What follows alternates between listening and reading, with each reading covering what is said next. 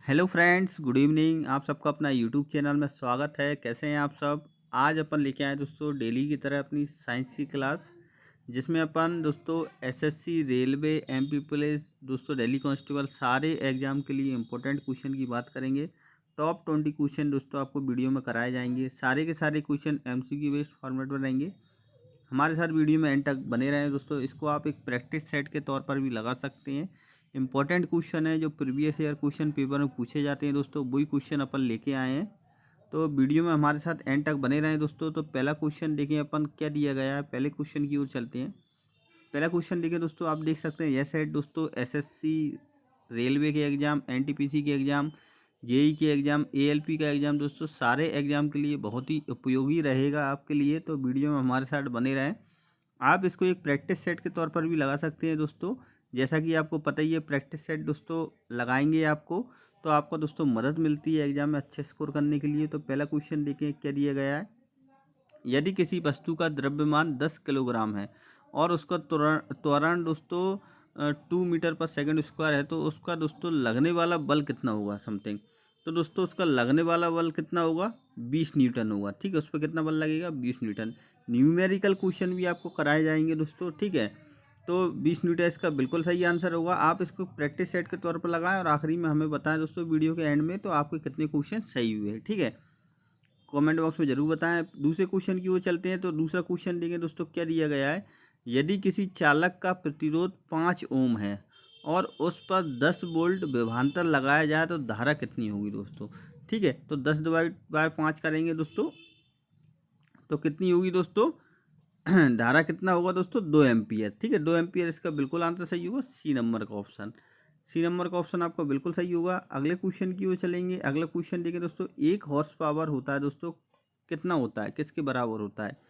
तो 1 horse power दोस्तों आपने सुना ही होगा आम भाषा में। अपन जैसे मोटर वगैरह लेते हैं, इलेक्ट्रिक मोटर, अपन पूछते हैं दोस्तों कितने हॉर्स पावर की है। 1 हॉर्स पावर की होती है, तो कितने वाट होता है दोस्तों 1 हॉर्स पावर में, 746 वाट होता है। ठीक है, 746 वाट इसका बिल्कुल आंसर सही हुआ, ए नंबर का ऑप्शन। वीडियो में एंड तक जरूर बने रहें दोस्तों। इंपॉर्टेंट क्वेश्चन है सारे के सारे, पेपर में जो बार बार पूछे जाते हैं। और दोस्तों मॉडरेट लेवल के क्वेश्चन है, सरल क्वेश्चन भी नहीं है, बिल्कुल सिंपल भी नहीं है, मॉडरेट लेवल के हैं, अच्छे क्वेश्चन है। पृथ्वी पर जो गुरुत्व त्वरण होता है दोस्तों जी, उसका मान लगभग कितना होता है। उसका मान दोस्तों लगभग कितना होता है, 9.8 मीटर पर सेकंड स्क्वायर उसका दोस्तों मान लगभग होता है। ठीक है, बी नंबर का ऑप्शन आपका बिल्कुल आंसर सही होगा। हमारे साथ एंड में ज़रूर बताएं दोस्तों, एंड तक बने रहें। शॉर्ट वीडियो 10 मिनट में आपसे क्वेश्चन पूरे करा दिए जाएंगे।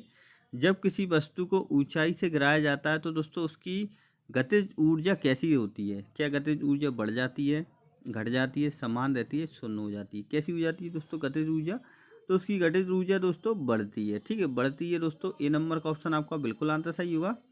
अगले क्वेश्चन की ओर चलते हैं। नेक्स्ट क्वेश्चन देखें क्या दिया गया है। 100 डिग्री सेल्सियस को केल्विन में बदले दोस्तों। तो 100 डिग्री सेल्सियस दोस्तों कितने केल्विन होता है, तो आपको पता ही होगा 373 पॉइंट समथिंग कुछ होता है दोस्तों। तो 373 केल्विन इसका बिल्कुल आंसर सही होगा, सी नंबर का ऑप्शन। ठीक है, नेक्स्ट क्वेश्चन की ओर चलते हैं। नेक्स्ट क्वेश्चन देखें क्या दिया गया है। यदि किसी वस्तु की चाल दुगनी कर दी जाए तो उसकी गति ऊर्जा कैसी होगी दोस्तों। यदि किसी वस्तु की चाल को दोगुना कर दिया जाए तो उसकी गतिज ऊर्जा कैसी हो जाएगी, समान रहेगी, दोगुनी होगी, चार गुनी होगी या आधी होगी। कैसी होगी उसकी दोस्तों जो गतिज ऊर्जा है वो उसकी दोस्तों कैसी रहेगी, 4 गुनी हो जाएगी। यदि किसी वस्तु की चाल को दोगुनी कर दिया जाता है तो उसकी गतिज ऊर्जा 4 गुनी हो जाती है। सी नंबर का ऑप्शन आपका बिल्कुल आंसर सही होगा। अगले क्वेश्चन की ओर चलते हैं। नेक्स्ट क्वेश्चन देखें, प्रकाश का अपवर्तन किस कारण होता है दोस्तों। तो प्रकाश का अपवर्तन होता है दोस्तों किस कारण होता है, माध्यम का तापमान के कारण होता है, प्रकाश की गति का परिवर्तन कारण होता है, प्रकाश की दिशा जब प्रकाश के रंग के कारण होता है। तो किस कारण होता है दोस्तों अपवर्तन प्रकाश का, तो दोस्तों प्रकाश की गति का परिवर्तन होता है, तो उसमें इसलिए होता है। ठीक है, बी नंबर का ऑप्शन आपका बिल्कुल आंसर सही होगा। नेक्स्ट क्वेश्चन की ओर चलते हैं। अगला क्वेश्चन देखें दोस्तों क्या दिया गया है। ध्वनि तरंग की आवृत्ति बढ़ाने पर उसकी पिच जो होती है दोस्तों क्या होती है, घटती है, बढ़ती है, समान रहती है, पहले से फिर बढ़ जाती है, घटती फिर बढ़ जाती है। तो क्या होता है दोस्तों, बढ़ती है। ध्वनि तरंग की आवृत्ति बढ़ाने पर उसकी पिच भी क्या होता है दोस्तों, बढ़ती है। ठीक है, आवृत्ति के साथ। बी नंबर का ऑप्शन आपका बिल्कुल आंसर सही होता है। अगले क्वेश्चन की ओर चलेंगे। नेक्स्ट क्वेश्चन देखिए दोस्तों, जो परावर्तन का कोण बराबर होता है, किसके बराबर होता है परावर्तन का कोण? परावर्तन का दोस्तों कोण हमेशा अपतन कोण के बराबर होता है, ठीक है, अपतन कोण के बराबर होता है। ए नंबर का जो ऑप्शन है आपका बिल्कुल आंसर सही होता है। अगले क्वेश्चन की ओर चलें। नेक्स्ट क्वेश्चन देखें दोस्तों, यदि किसी बल्ब की शक्ति 100 वाट है, यदि किसी बल्ब की शक्ति दोस्तों 100 वाट है और वह 2 घंटे चलता है, तो उसकी दोस्तों जो कुल ऊर्जा खपत कितनी होगी, ठीक है। इस प्रकार से दोस्तों न्यूमेरिकल क्वेश्चन भी आपसे पूछे जा सकते हैं। तो इसको कैसे करेंगे अपन? तो दोस्तों 7200 जूल इसका बिल्कुल आंसर सही होगा दोस्तों। कितना जूल? 7,20,000 जूल इसका बिल्कुल आंसर सही होगा, ठीक है। इतनी ऊर्जा खपत होगी। अब इसको करने के लिए क्या करेंगे दोस्तों? व्याख्या में अपन लिखें 100 वाट है दोस्तों। अगर क्वेश्चन क्या दिया गया था? क्वेश्चन दिया गया था दोस्तों 100 वाट का बल्ब है, तो दोस्तों वो 2 घंटे जलता है, तो दोस्तों उसने कितनी ऊर्जा ली? 200 वाट हॉवर, ठीक है। तो उसको दोस्तों वाट हॉवर को अपन जूल में कन्वर्ट करेंगे तो कितना आ जाएगा? 7,20,000 जूल, ठीक है। अगले क्वेश्चन की ओर चलते हैं। नेक्स्ट क्वेश्चन देखिए दोस्तों, क्या दिया गया है? दाब equal to pressure equal to क्या होता है दोस्तों? बल बटे क्या होता है? तो बल बटे दोस्तों क्षेत्रफल होता है, ठीक है। दाब इक्वल टू क्या होता है? प्रेशर इक्वल टू बल बटे क्षेत्रफल, ठीक है। क्षेत्रफल इसका बिल्कुल आंसर सही होगा, ए नंबर का ऑप्शन। अगले क्वेश्चन की ओर चलते हैं। नेक्स्ट क्वेश्चन देखें क्या दिया गया है। जो भी फ्रेंड हमारी वीडियो में पहली बार आए हैं तो हमारे वीडियो को लाइक ज़रूर करें, शेयर करें और हमारे चैनल को सब्सक्राइब जरूर करें। एक दर्पण में दोस्तों छवि का आपधन मैग्नीफिकेशन +1 है तो दर्पण है दोस्तों, वो कौन सा दर्पण होता है? ठीक है, यदि किसी दर्पण में दोस्तों छवि का मैग्नीफिकेशन +1 है तो दर्पण कौन सा है? क्या वो अवतल है, उत्तल है, समतल है या फिर अवतल उत्तल दोनों है? तो कौन सा दर्पण होगा दोस्तों? वो समतल दर्पण होगा, ठीक है। समतल दर्पण होगा वो, सी नंबर का ऑप्शन आपका बिल्कुल आंसर सही होगा। अगले क्वेश्चन की ओर चलते हैं दोस्तों। किस रंग की प्रकाश तरंग की तरंग दैर्घ्य सबसे कम होती है दोस्तों? ठीक है, सबसे कम किसकी होती है? ABCD में से कौन सा आंसर सही होगा दोस्तों? तो बैगनी कलर की कम होती है, ठीक है। डी नंबर का ऑप्शन आपको बिल्कुल आंसर सही होगा ऑप्शन के हिसाब से। अगला क्वेश्चन देखें दोस्तों, क्या दिया गया है? यदि एक वस्तु को 20 मीटर की ऊंचाई से गिराया गया, यदि G इक्वल टू 10 मीटर पर सेकंड स्क्वायर है, तो नीचे पहुंचने के समय कितना समय लगेगा? कितना समय लगेगा दोस्तों उसको? तो उसको कैसे करेंगे अपन? व्याख्या में देखो दोस्तों, स्पीड S इक्वल टू कितना दिया है? 1/2 GT² दिया है, जो कि दोस्तों 20 का अगर अपन करके देखेंगे तो 20 से अगर 1/2 इंटू 10 इंटू T² करेंगे तो दोस्तों T² इक्वल टू क्या आ जाएगा? 4 सेकेंड, ठीक है। 4 सेकेंड इसका बिल्कुल आंसर सही होगा, ठीक है। आपको समझ में आ गया? इसका दोस्तों फॉर्मूला क्या है? एस का फॉर्मूला क्या होता है इसमें? एस का फॉर्मूला सेकंड में दोस्तों अगर इसमें वो निकालेंगे तो क्या करेंगे? एस का फॉर्मूला होता है 1/2 GT², ठीक है। अब इसमें दोस्तों 1/2 दिया है, ठीक है। एस इस कितना दिया है?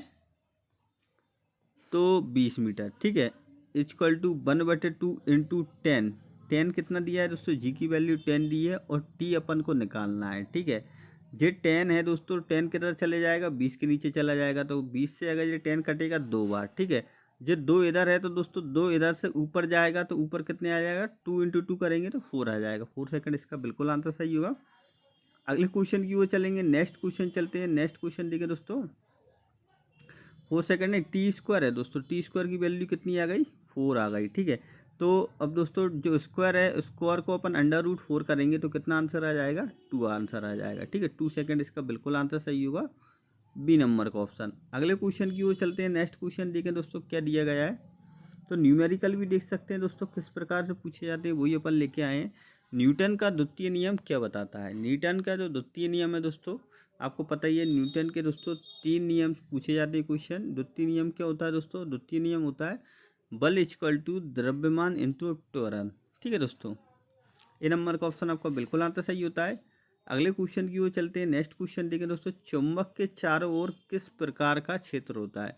जो चुंबक होती है दोस्तों, उसके चारों ओर किस प्रकार का दोस्तों जो क्षेत्र होता है, चुंबकीय क्षेत्र होता है। कैसा होता है? चुंबकीय क्षेत्र। ठीक है, चुंबकीय क्षेत्र का बिल्कुल आंसर सही, सी नंबर का ऑप्शन।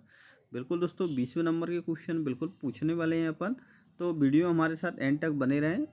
ट्रांसफार्मर किस सिद्धांत पर कार्य करता है?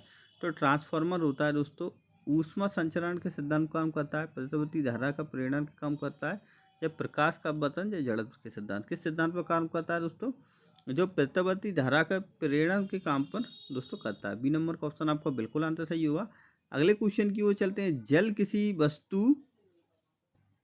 जब कोई वस्तु प्रकाश की गति के निकट चलती है तो उसका द्रव्यमान कैसा होता है? तो जब कोई वस्तु प्रकाश की गति के निकट चलती है तो उसका द्रव्यमान कैसा होता है दोस्तों? बढ़ जाता है। ठीक है, जो बी नंबर का ऑप्शन है बिल्कुल आंसर सही होगा, बढ़ता है। अगला क्वेश्चन देखें। यदि किसी वस्तु का भार पृथ्वी पर 60 न्यूटन है तो चंद्रमा पर उसका भार कितना होगा दोस्तों? यदि किसी वस्तु का भार पृथ्वी पर 60 न्यूटन है दोस्तों, तो आपको पता ही है चंद्रमा पर भार कितना हो जाता है दोस्तों? 1/6 से अपन डिवाइड कर देते हैं, 1/6 होता है चंद्रमा पर, तो उसका भार कितना होगा दोस्तों? तो 10 न्यूटन। ठीक है, चंद्रमा पर भार कितना हुआ? 10 न्यूटन। इसका बिल्कुल आंसर सही होगा, सी नंबर का option. Thank you so much friend हमारी वीडियो देखने के लिए। अपन ने दोस्तों पूरे के पूरे 20 क्वेश्चन वीडियो में कर लिए हैं, तो आपको कमेंट बॉक्स में बताना है आपके कितने क्वेश्चन आपके सही हुए। ठीक है, अगर आपने इसको प्रैक्टिस सेट के तौर पर लगाया था तो 20 में से आपके फिजिक्स के दोस्तों पूरी क्लास थी साइंस की अपनी, इसमें से कितने क्वेश्चन आपने सही किए कमेंट बॉक्स में ज़रूर बताएं, और हमें कमेंट बॉक्स में बताएं दोस्तों वीडियो आपको कैसी लगी। ठीक है, अगर आप पहली बार हमारी वीडियो देख रहे हैं, प्लेलिस्ट में जाकर जरूर चेक करें, साइंस नाम से प्लेलिस्ट बनी हुई है, उसमें चेक करें, आपको बहुत और भी वीडियो मिलेंगी साइंस की। साथ ही साथ दोस्तों हम डेली सुबह एक करंट अफेयर्स की क्लास लिख के आते हैं, वो भी आप जरूर चेक करें, वो भी इंपॉर्टेंट रहती है करंट अफेयर्स की क्लास, वो भी आप जरूर देखें। Thank you so much friend video देखने के लिए।